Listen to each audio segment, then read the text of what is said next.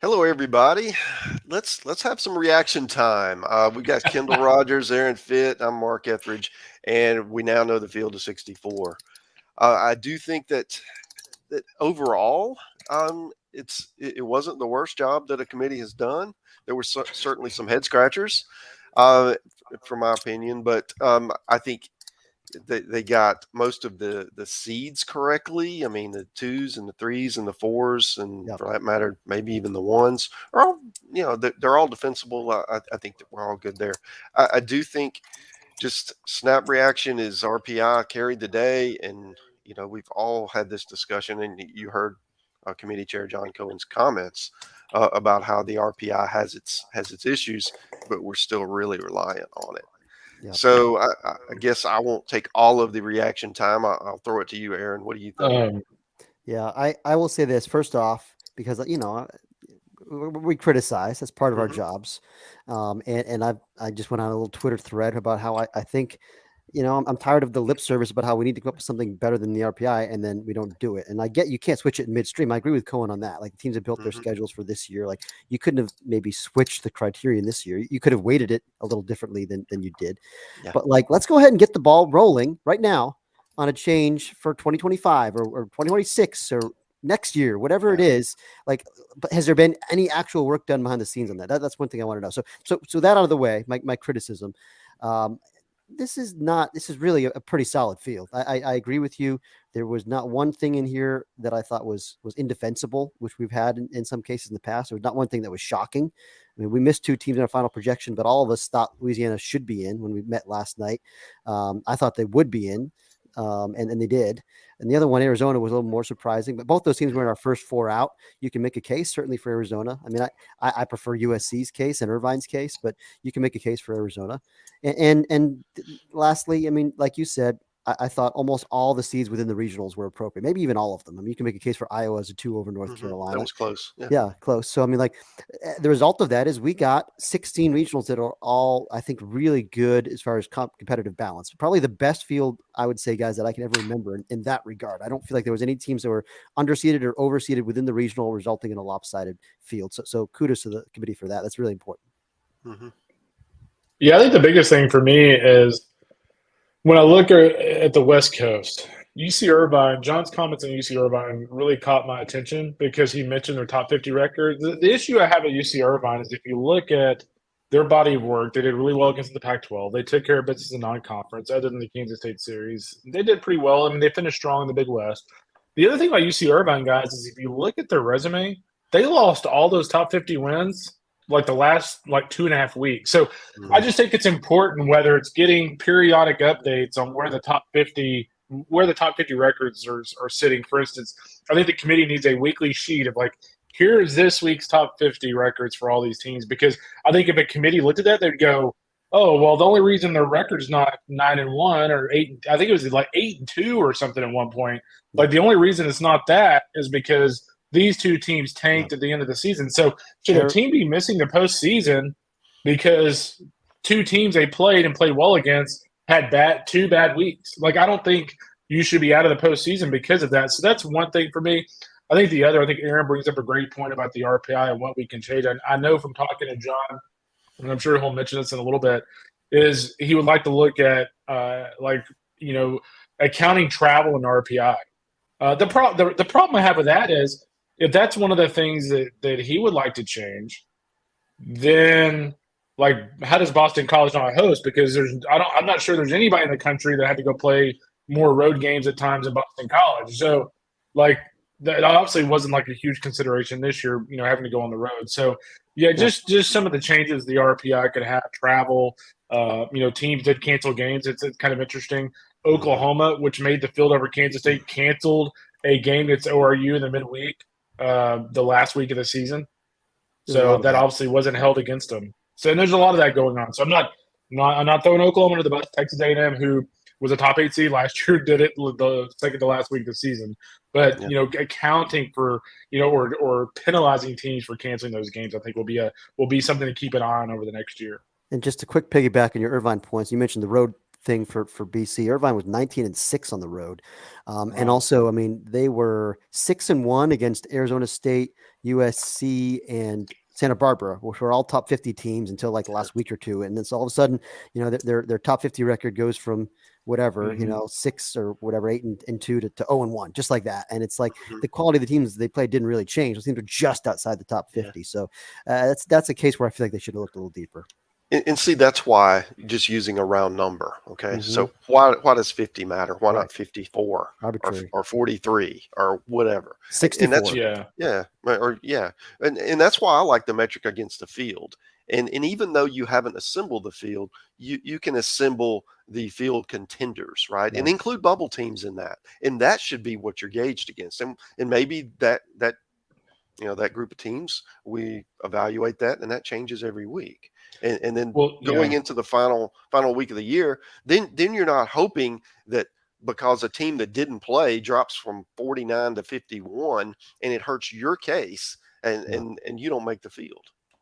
I think the other thing that would be interesting too, Mark and Aaron, is to see, when you guys get on the call with John a little bit, like, is record against the potential field like something they actually look at? Because I know, like, us as a trio, we look at that, but like it's not anywhere in the official, things that the committee's supposed to look at. So maybe that's something now that they are looking directly at, is what your record is against the existing field that you have on the board.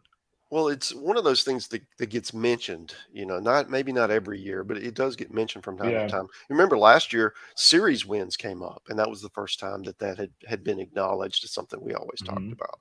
So there are some unofficial criteria that are sort of, tangent to what we actually have that sometimes are used and sometimes are not.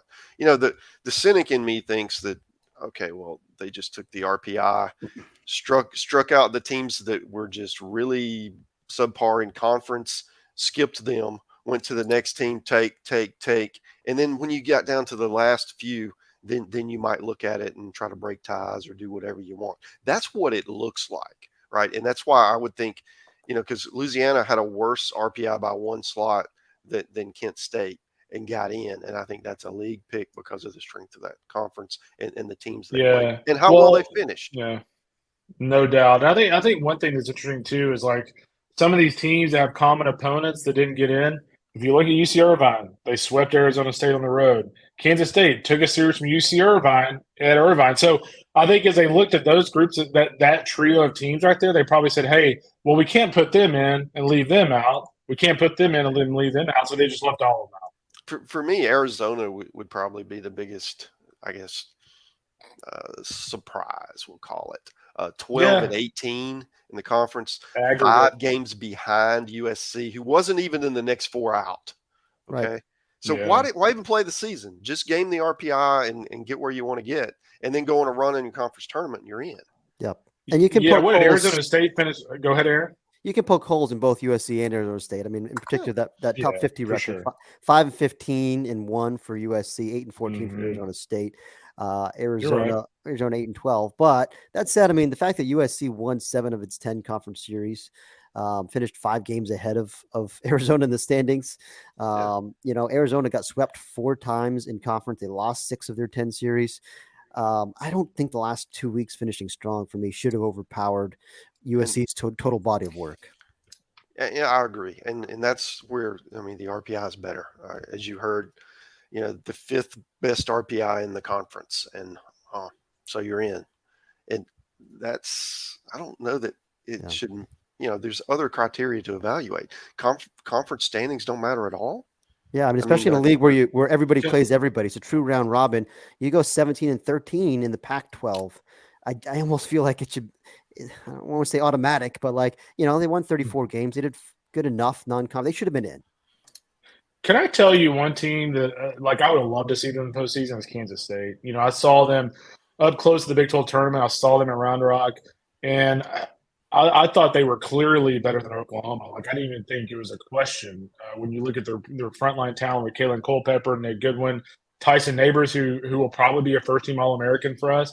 That's a team with some frontline superstars that will not be in the postseason. So I'm a little disappointed to not see those guys in the postseason. And we all thought they were more deserving than Oklahoma. We thought Oklahoma would get the nod, Mark. You pushed for that based on the RPI, and you were right on it.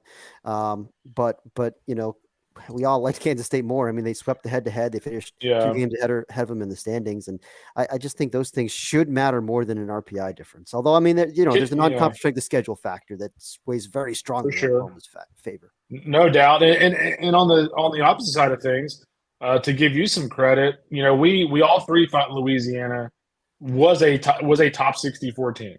Mhm. You voted on Louisiana being in. We voted on them being out. Thinking the committee wouldn't put them in.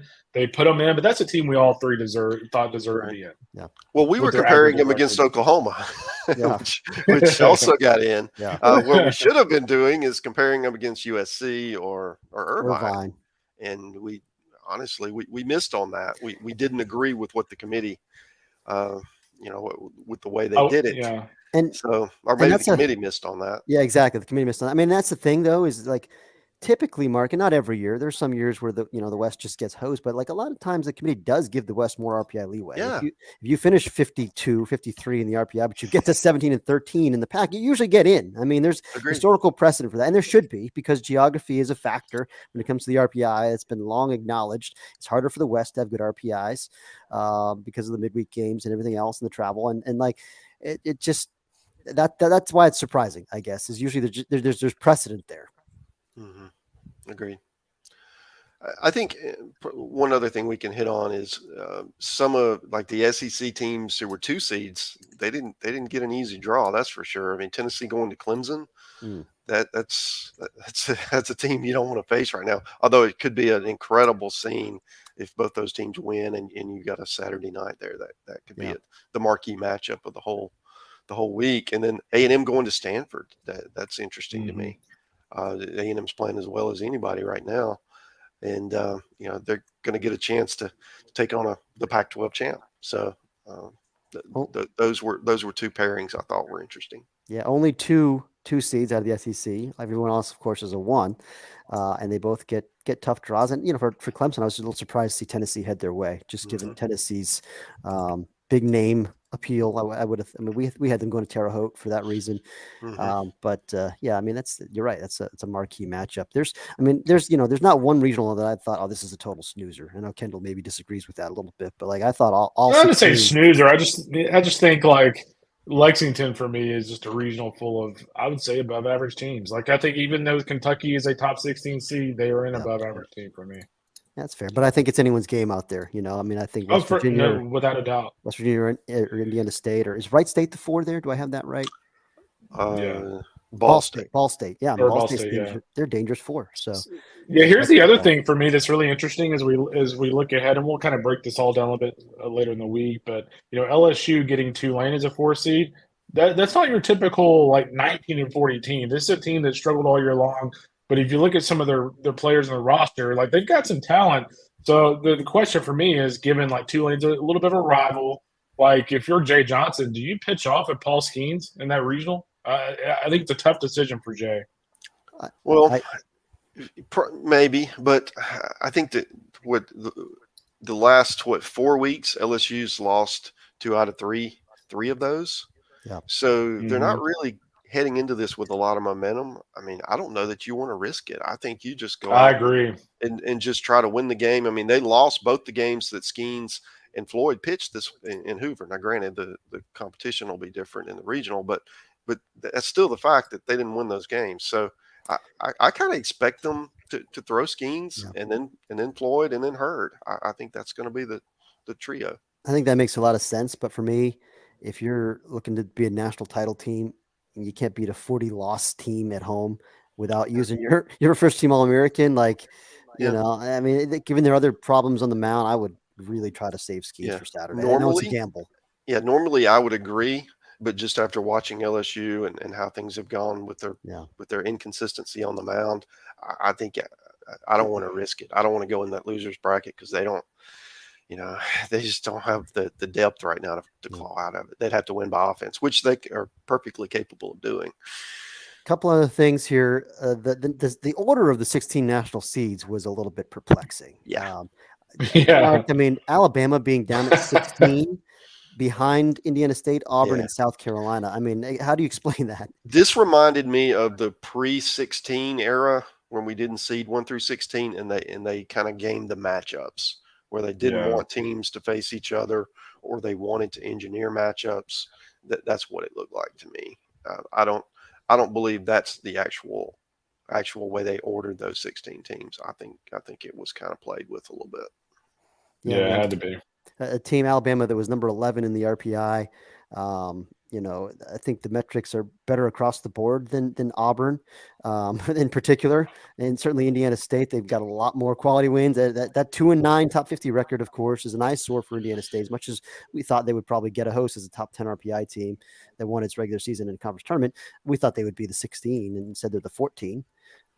Do we need to talk about the elephant who followed the honor code and left the room whenever his team was talked about? Or, I mean, like the politics here, guys. I mean, or do we just leave it? I mean, we know there's various people on the committee who have allegiances, and they're not supposed to be in the room. They're not supposed to have any thumb on the scale, but figure it out. Yeah, it's not hard. Yeah, I mean, Auburn, the host went by RPI except for one. Oh yeah. Hey, here's the number 19 RPI team that's going to be seated. Funny how that works. Yeah, amazing.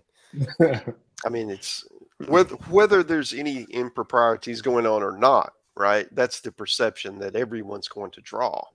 So it's bad optics. Marcus, we have the conference call here in just a little bit, but as we kind of wrap this up, you're a guy who's like knee deep in RPI stuff. Like what are two things like people watching that you would want to change about the RPI in particular? One of the things I mentioned earlier was a travel aspect. Yeah, I think that the whole tiered aspect of it that we kind of talked about earlier, I don't really like that because it's kind of self-fulfilling prophecy here. The other thing is you should not be penalized for playing a game. Okay. So there are ways that we can adjust that so that, you're better off in canceling a game than playing it. That's not why we're here. We're here to play the games, guys. It's not about gaming the system. And so I think those are two things. And I think the other thing is, we can look at some other systems. We don't just have to stick with the RPI. There are other ones out there, and we can create one. We have a lot of smart people in the game. So, and that's something. I mean, that's an off-season project for us at D1. We're going to dig into that and have some ideas on how we can improve it. And then, fortunately, in our role, that we can maybe give something back to the game and help it, right? And be able to. Yeah, be able to make everyone's life better. And I'll be fascinated to learn if this is also an off-season project for the committee, or if it's just lip service. Like, you need to something can and will change in the future. Like, okay, well, who's actually working on it? Like, are you guys actually doing anything, or are you just passing the buck to the next guy? And I'll volunteer my time. Hey guys, if you want to pull in somebody who's been following this forever. Yeah. Right here. This is your guy, the Nerd Master. I mean, how could you turn down the Nerd Master General? NMG, baby. Real quick, hey, the bracket challenge at D1Baseball is live. I just pushed it here a minute ago. So thanks to our friends at Louisville Slugger for sponsoring that. Also, if you're setting your bracket, some news here for you. Scott Forbes announced that Advanced Honeycutt is out this weekend. Ooh. So that is notable news for the Tar Heels going to the NCAA postseason. But yeah, go fill out your bracket. You can go add a group, add all your friends to it. I won't promote betting. That's probably a bad thing to do right now. But go make your bracket. Thanks, everybody. All right. See y'all later.